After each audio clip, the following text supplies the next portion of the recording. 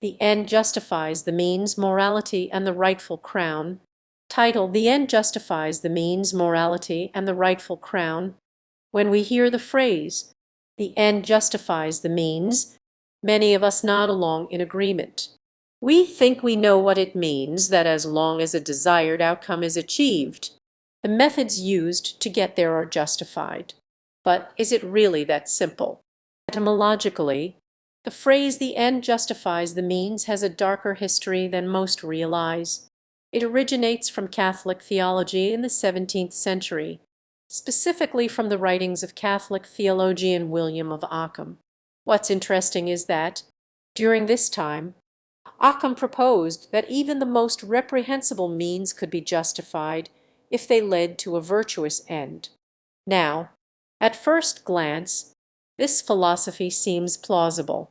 If the consequences of an action are good, shouldn't we be willing to tolerate the less than ideal actions leading up to them?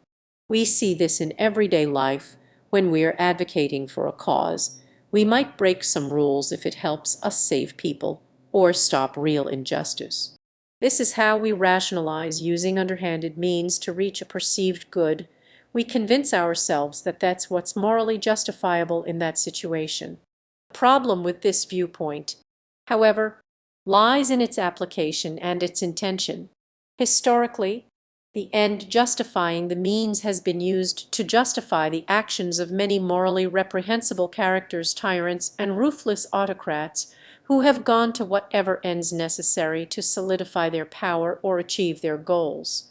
The 20th century totalitarian regimes serve as a stark reminder of this. What's more disturbing is the concept of the ends justifying the means seems to inherently encourage a lack of empathy and understanding in those who pursue virtuous goals through questionable means. This moral blindness leads people to turn a blind eye to the suffering and harm they might cause to others, as long as their grand plan unfolds. Moreover, this concept creates a slippery slope. Consider this: is any end justifiable, no matter how grim the means? Or are there certain ends that, no matter the outcome, do not justify the use of questionable means? Do the ends justify the means when some lives are at stake, but not others? Philosophical perspectives on this topic differ, with different views on justifiable actions leading to virtuous outcomes.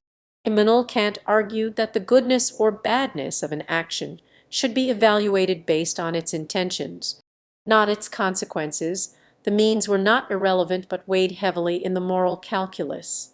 To get real justice, we need to confront the depth of what this phrase entails. We need to understand that, if we accept that the means could be underhanded to justify virtuous ends, are we, in effect, delegitimizing certain classes of actions?